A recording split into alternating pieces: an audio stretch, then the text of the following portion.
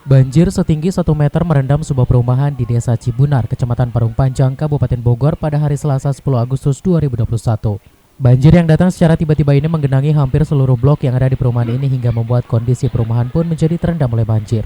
Kejadian banjir yang merendam perumahan ini terjadi akibat tanggul pembatas sungai Cimanceri sepanjang 100 meter di dekat perumahan mengalami jebol akibat terjangan aliran sungai yang saat itu tengah meluap. Akibat kejadian ini, ruas jalan utama menuju ke perumahan ini pun menjadi terputus akibat terluapi oleh banjir.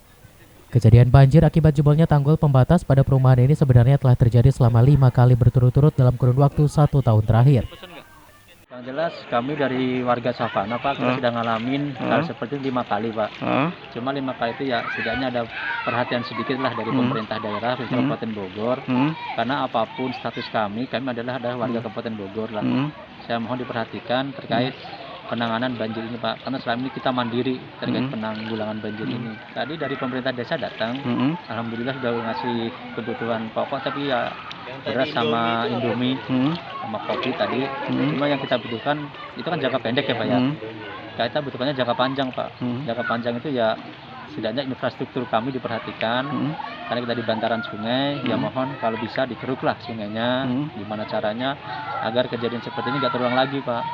Mungkin kalau sekali 2 kali udah nggak masalah, ini udah 5 kali soalnya. Dapat kami laporkan di sini bahwa di wilayah Polsek Parung Panjang pada hari ini ada 3 titik yang terjadi banjir.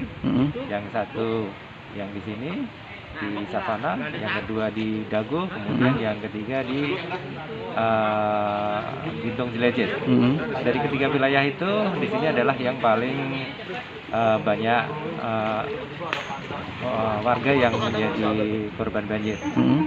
Yang lainnya ada yang 3, ada yang di 23. Bencana banjir ini membuat ratusan kepala keluarga terpaksa harus mengungsi di sebuah masjid yang ada di sekitar perumahan lantaran rumah-rumahnya dikepung banjir.